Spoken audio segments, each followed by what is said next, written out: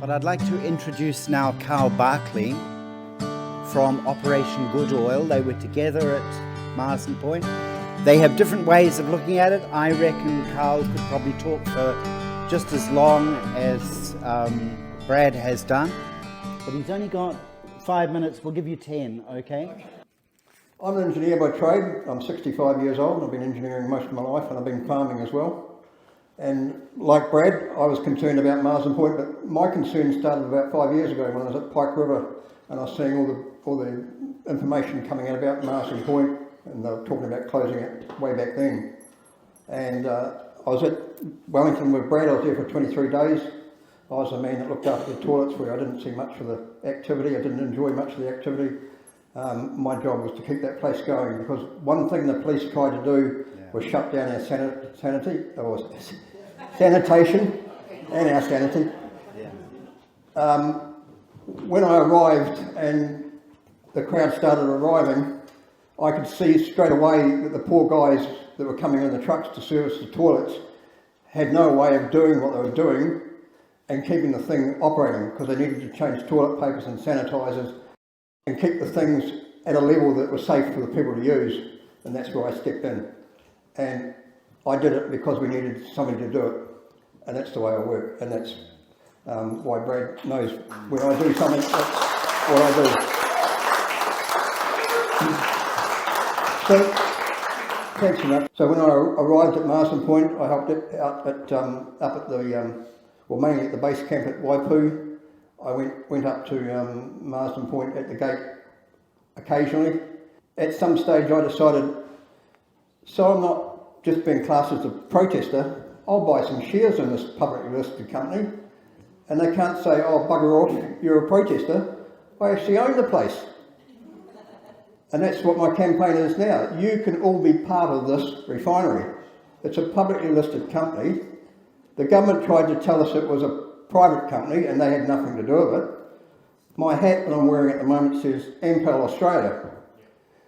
What happened was the government wanted to get rid of Z Energy, which used to be Shell, and between the government and Infotel, they both own 50% stake in Z Energy.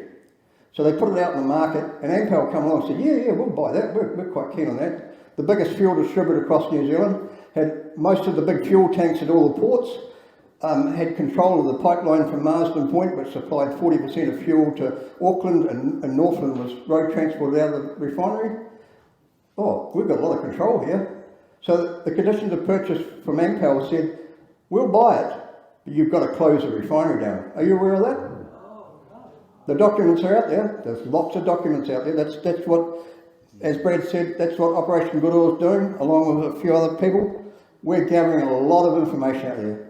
Radio NZ, all the media, it's all out there. That's why 5 years ago I could see what was going on. I thought, gee, this is crazy. 18 months before they closed it down, they shut down the bitumen plant. We were making 120,000 tonne of bitumen out of Marsden Point. It was processed and put in trucks and shipped around New Zealand at 180 degrees C, so when it was going out on the road it was really, really hot. You see the smoke coming off it. It was sprayed on the road, or part of the bitumen.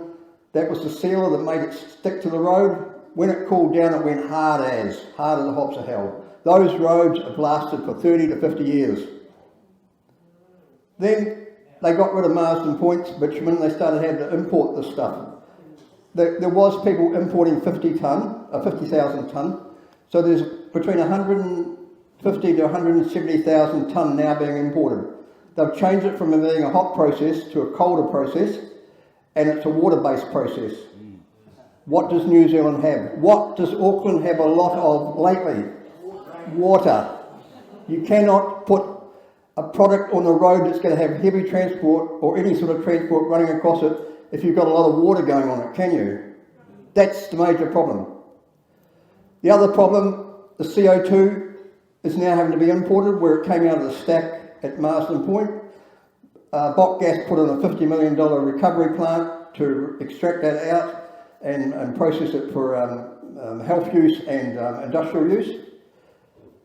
Now it's being imported in 200 large 20-tonne containers, like a shipping container size thing. That's just Bock doing that. There's other companies doing it as well. They can't get enough of it. There's a lot of industry suffering from it. The sulphur used to come out of the fuel as another byproduct.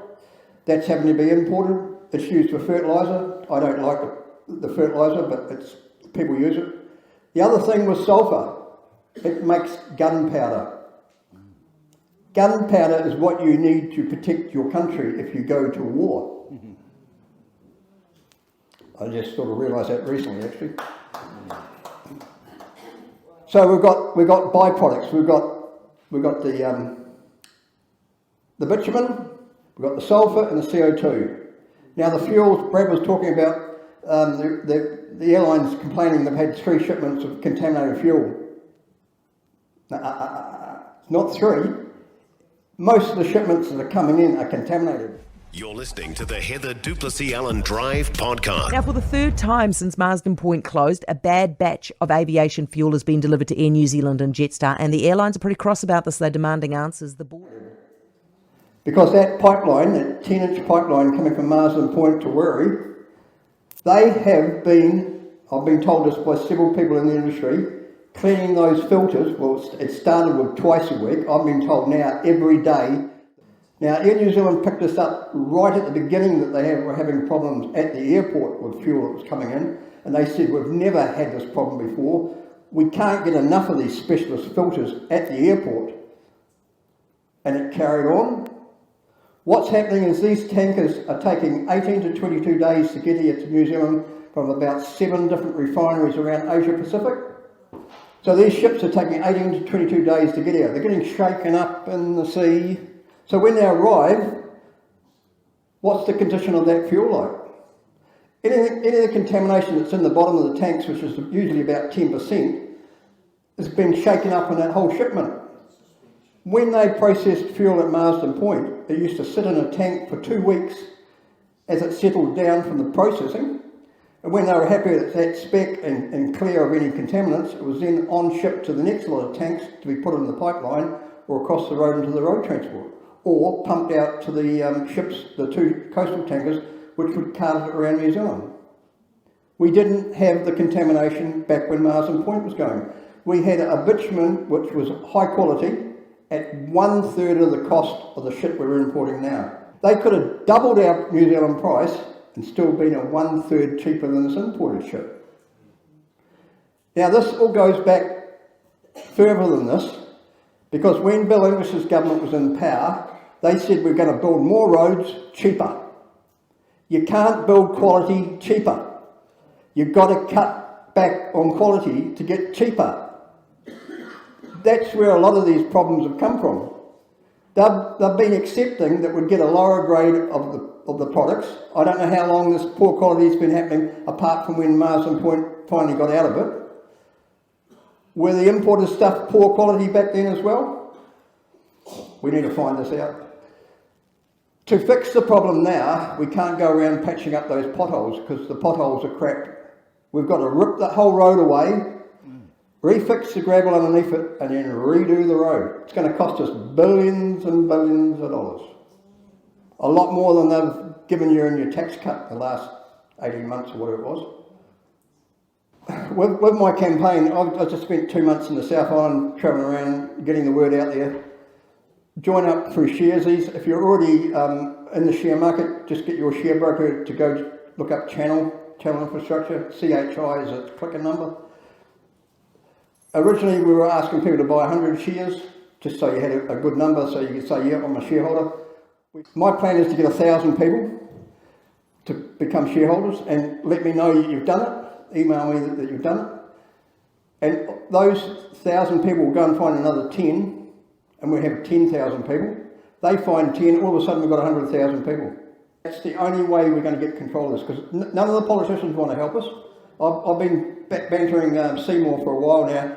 He's not interested in Marsden Point. We bailed Luxon up at Waipu the month it shut down. He said, I'll make an election issue. I said, mate, it's an issue today. You make that issue now. He's not interested. He's part of the system. So we've got to take control. The next crisis is going to be energy. We will no longer have a large oil field operating in this country, generating us crude oil that we could use at our own refinery, and it's worth $2 $2 billion in exports. It's $2 billion this country needs to pay the con-COVID bill and all the other bills. And the other thing that they're going to do with Taranaki at some stage is the 3-foot pipe that supplies gas out of Taranaki that comes all the way to Auckland. They're going to want that closed down at some stage as well. So what's that going to do to energy and your heating and cooking and hot water? You need that LPG, that CNC. We can't all use electricity. We don't have enough of it in this country. I'll leave it there. Just follow what we're up to. Operation Good Oil is probably the best website to go to. My pamphlets are there. Or just look up Operation Good Oil, or just look for Marsden Point on Facebook or anywhere. And as Brad said, we're both fighting the same cause. We're doing it 2 different ways, but we'll get there.